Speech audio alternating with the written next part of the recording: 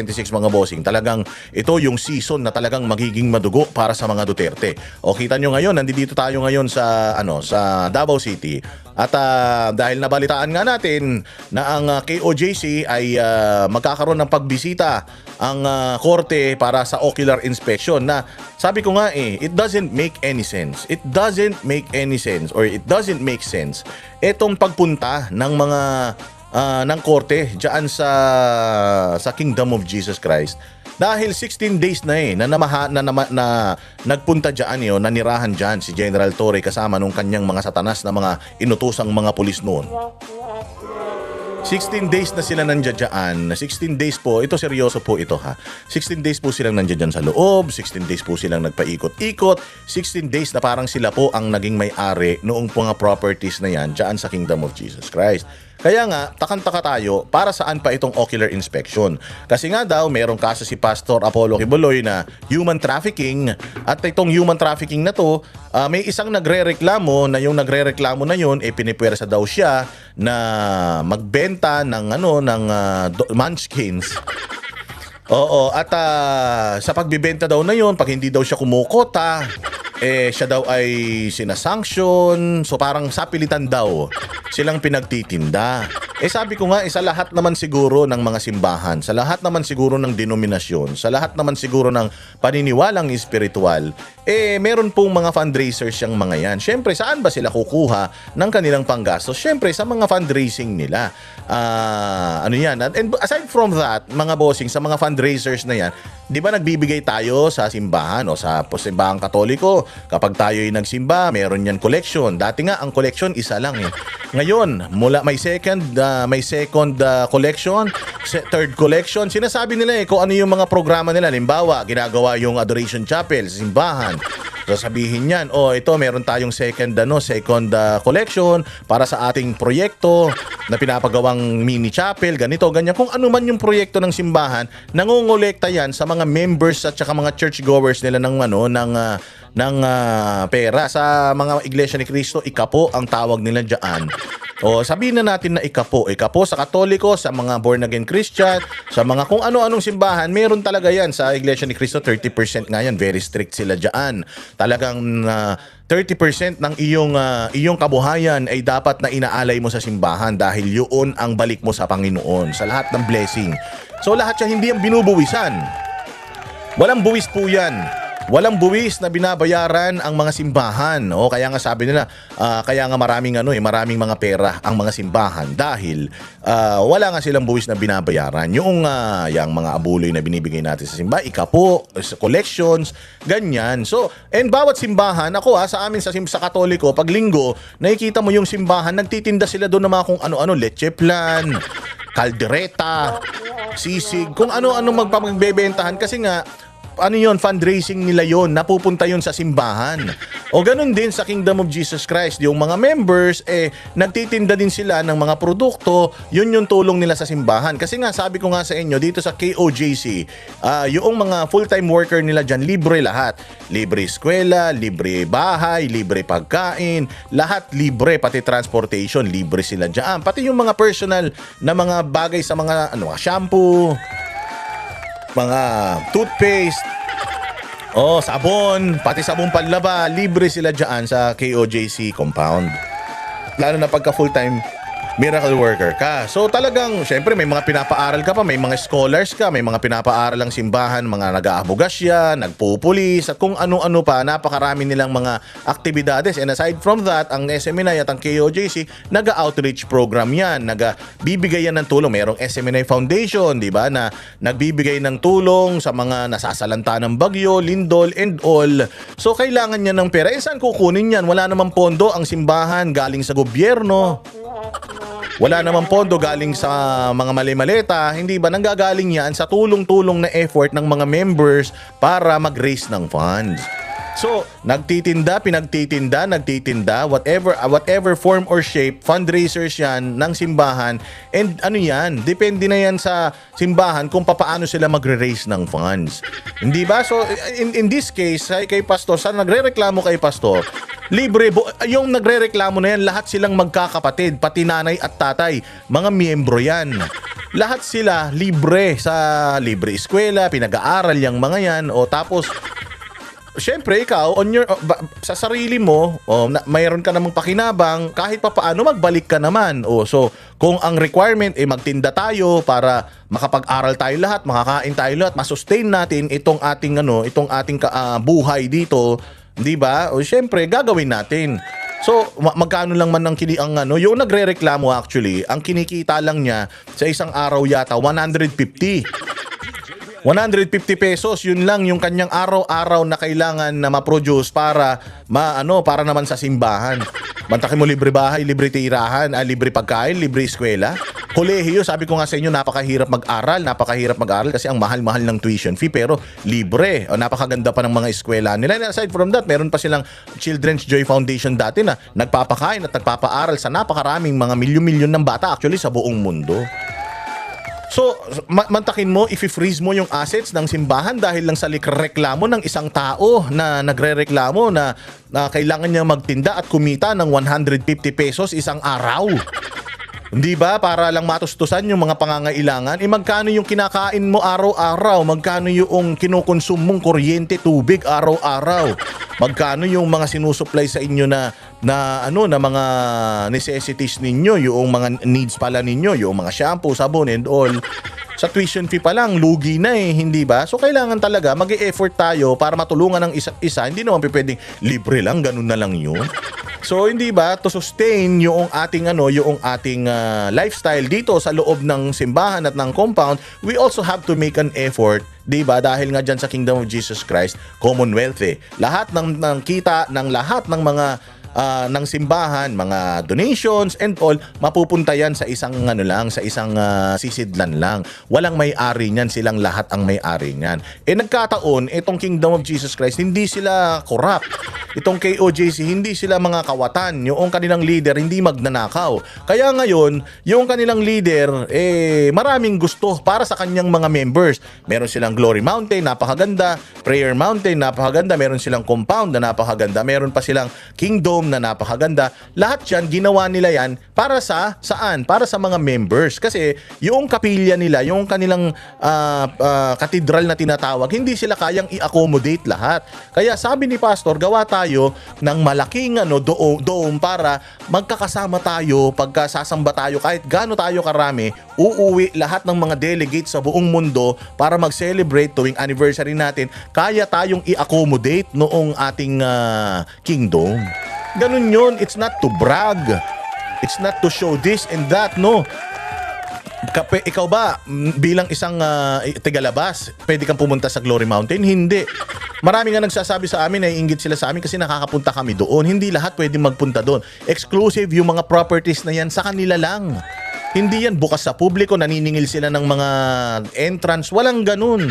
Yaang mga properties na yan, para lang yan sa kanila. Ang mga nakakapasok, nakakapunta dyan, sila lang din. Lahat ng mga nagbe-benefit sa lahat ng effort ng bawat member, kaya nag-raise ng funds yan, kaya nagtitinda yan ng kung ano man, okay, kumakanta yan, kaya naggigitara yan, kaya lahat yan, nakikinabang silang mga members. So hindi masama yan, walang problema yan. At hindi lang naman sila ang gumagawa niyan, lahat ng mga simbahan, pati yung mga simbahan na kinakaaniban ninyo, also raises funds. Pero magtataka ka, bakit? Gigil na gigil sila sa mga properties ni Pastor Apollo Kibuloy at ng Kingdom of Jesus Christ members. Property nila lahat yan Hindi yan pag-aari ni Pastor Apollo Kibuloy. Pag-aari yan ng buong simbahan. At kapag ikaw member ka ng simbahan, at kapag ikaw ay miracle full-time worker ka, ikaw ang may-ari niyan. So magtataka ka, wala namang pera ng gobyerno. Pero bakit gustong i-freeze yung assets nila? Dahil lang sa isang reklamo na nagtitinda ng munchkin na kumikita ng 150 isang araw? I-freeze mo yung assets na pinaghirapan ng lahat ng membro sa buong mundo, na buong bukal sa kanilang puso, buong buhay nila, inalay nila dyan. Lahat, alam nyo sa Amerika, ang dami nilang mga ginagawang fundraisers doon. Titinda sila ng yema cake, magtitinda, mag-inasal sila, magba-barbecue sila. Yung kinikita nun, napupunta sa simbahan.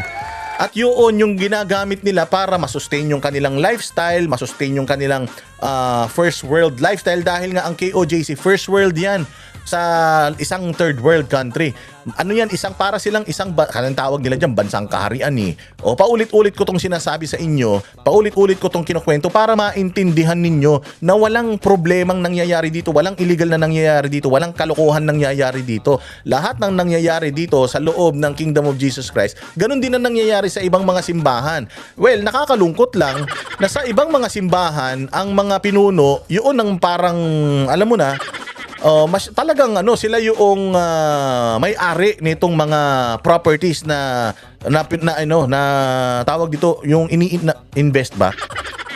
Yung mga properties ng simbahan nakapangalan sa kanila. Dito sa KOJC walang nakapangalan kay Pastor Apollo Kibuloy. Lahat yan pag-aari yan ng member. Pag tinanong mo sino may-ari nito, ako. Ganun. Kami lahat ang may-ari niyan. Bakit? Kasi dugot pawis namin yan eh. Nagsimula kami sa maliit, lumaki kami, nagtitinda lang kami ng puto, nangangaral kami sa kalsada, may nagbibigay ng donasyon sa amin. Yun ang ginamit namin. Nagkataon lang, si Pastor Apollo Kibuloy, hindi corrupt. Lahat ng pera na pumupunta sa kanilang sentral na kaban ng bayan, talagang nilalagay nila yan sa mga proyekto, nilalagay nila yan sa mga, ini-invest nila yan sa mga bagay na mapapakinabangan nilang lahat. So bakit tinatarget yan ng pamahalaan? Bakit tinatarget ng gobyerno yan? Bakit gusto nilang i-freeze yan? Wala naman ni isa na pera ng gobyerno na galing dyan. Nakakatulong pa nga sila. Si Pastor Kibuloy, nakatulong yan sa pag-ubos sa mga komunista sa Pilipinas. Bilyon-bilyon ang ginastos niyan para lang mawala ang mga rebelde, ang mga komunista sa Pilipinas. Luminis ang Davao City. Insurgency free or insurgent free ang Davao City dahil sa tulungan ni Pastor Apollo Kibuloy at ni PRRD. Yung peace and order dito sa Davao City, tumulong si Pastor Apollo Kibuloy dyan nung panahon ni Pangulong Duterte. Tandem sila dyan. So ngayon, ikinokonek ninyo kay Pangulong Duterte na siguro baka yung pera ng gobyerno napunta dyan. Wala namang kaso ng korupsyon si Pangulong Duterte kung halimbawa may kaso ng korupsyon si Pangulong Duterte at isa sa investigasyon ninyo kung napunta ba sa KOJC yung pera ng gobyerno, di sana may kaso kayong inopen tungkol dun. Wala naman. Ang kaso ni Pangulong Duterte is crime against humanity. Wala siyang krimen o corruption na involvement. So, kung yun ang sinisilip nila na connected siya kay Pangulong Duterte and there's a possibility na fina-funnel ni Pangulong Duterte ang pera sa KOJC, una sa lahat, di naman member ng KOJC si Pangulong Duterte. Tingnan nyo naman kung paano mamuhay si Pangulong Duterte. Namuhay ba siya ng marangya? Hindi naman. Walang kaso ng corruption si Pangulong Duterte. Kung yun lang yung nakikita ninyong connect para imbestigahan ninyo itong Kingdom of Jesus Christ compound. Which is wala talaga kayong basihan, dahil maayos na gumagana ang mga libro niyan. Sabi ko nga sa inyo parang ISO certified ang niyan. Mala ISO certified yung kanilang yung kanilang mga bylaws. Pakapal ng mga mukha ninyo. Pinaghirapan nila yan. Bawat simbahan ganyan. Tanungin ninyo ang sarili nyo, ang simbahan ninyo ganyan din. So, hindi tayo dapat papayag porket hindi tayo membro ng KOJC. Papabayaan na natin na abusuhin nila yung KOJC. Hindi ganun yun. Kailangan bilang isang Pilipino at bilang isang naniniwala spiritual sa bawat mga natin, simbahan natin, hindi deserve ng kahit na sinong simbahan yung ginagawa nila sa KOJC. Hindi rin deserve ng Iglesia ni Cristo yan. Hindi deserve ng simbahang Katoliko yan. Hindi deserve yan ng mga Sabadista nating mga kababayan. Hindi deserve yan ng mga Mormons. Hindi yan deserve ng mga ng mga Jesus is Lord. Hindi yan deserve ng mga kapatid nating Muslim. Walang simbahan sa buong mundo ang deserve itong ginagawa nilang panggigipit sa Kingdom of Jesus Christ. Naiinggit lang sila kasi sa dami ng mga properties ng Kingdom of Jesus Christ na naipundar nila, yung gobyerno natin with all the resources na meron sila, with all the power that they have, hindi nila kayang magkaroon ng ganyan kasi puro sila pagnanakaw. Buhay na sampal sa mga mukha nila si Pastor Kibuloy na ang isang leader pala kayang magbigay ng magandang buhay sa kanyang nasasakupan basta hindi magnanakaw. Habang nakikita nila yung property ng Kingdom of Jesus Christ, sampal sa mukha nila yun. Ang Kingdom of Jesus Christ, walang pera ng gobyerno pero ganito ka unlad. Bakit? Hindi yan galing sa nakaw, galing yan sa mabuti at mahusay na leadership ng kanilang pastor at galing yan sa disiplina ng bawat miyembro na talagang dugot pawis ang iginugol sa simbahan para yung kanilang mga responsibilidad ay magampanan nila at ganyan marangya ang kanilang buhay. Masarap ang kanilang buhay, nakakainggit. Dapat nga lahat ng simbahan ganyan eh. Dapat lahat ng simbahan na may mga miyembro at may mga nagtatrabaho para sa kanila, dapat libre paaral ng mga yan, libre pagkain ng mga yan, dapat ganyan eh. Kaya lang, hindi nila kayang tapatan yung ginagawa ng Kingdom of Jesus Christ sa kanyang mga members at sa kanyang nasasakupan. Kaya dahil hindi nila kayang mag-compete, hihilain na lang nila pababa. Ganyan ang ginagawa ng mga hayop na yan. O dahil itong gobyerno na ito, napapahiya sila. Ang ganda kasi malapit nang mabukas yung kingdom eh. Buong mundo yan ang pinakamalaking indoor arena. Mapapahiya ang gobyerno. Lalo na yung kung gobyernong kawatan. O bakit sila may ganyan? Bakit ikaw wala? Trilyon-trilyon ang budget mo. Trilyon-trilyon ang budget mo. Bakit walang ganyan yung mga nagbabayad ng buwis mo? O di ba? O kaya ganyan ang ginagawa nila. O tapos may usap-usapan pa na target talaga ng Amerika yung Kingdom of Jesus Christ compound kasi strategic. Malapit sa dagat, malapit sa isa airport, kaya gusto nilang gawing base militar na naman yan. Mga walang hiya kayo, puro kayo base militar, base militar. Wala naman na itutulong yung gera na yan sa buhay ng mga Pilipino. Wala naman na itutulong yung mga kanuna yan sa Pilipinas. O tingnan ninyo, hirap kayo makakuha ng visa. O bakit kayo hirap makakuha ng visa samantalang ang dami nilang pakinabang sa atin? O paano ang nakikinabang sa mga yan? Yung mga nasa gobyerno lang ng mga magnanakaw. O ano pa? O nakapagpadala na ba sila ng langis dito? Hindi pa. O sa tuwing may problema ba tayo? Nagbibigay ba sila ng tulong sa atin? Pagdating nung COVID, nagbigay ba ng tulong sa atin? Sino nagbigay sa atin ng mga bakuna? O alamin ninyo. Alamin ninyo. O so gagawin nilang base militar daw yan. Kukunin nila dahil strategic yung ano na yan, yung area na yan. Huwag tayong papayag. Hindi porket hindi tayo miyembro ng simbahan na yan, papayag na tayo.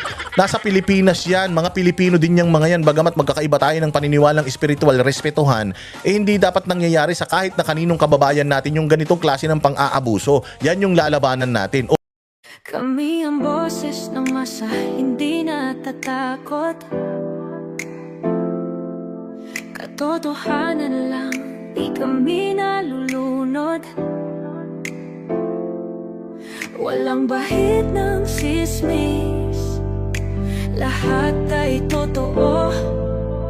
Kahit sino ka pa, pag mali ka babanatan ka. Walang pinipili kulay, wala kaming kinikilingan. Basta para sa bayan, kami lalaban. Pagdama palakpakan, pag mali banatan. Di matitinag, di matatakot. Para sa bayan, tuloy ang sigaw. Sa harap ng kamera, walang halong takot. Mga baluktot, lahat kayo'y tutumba. Ang hustisya at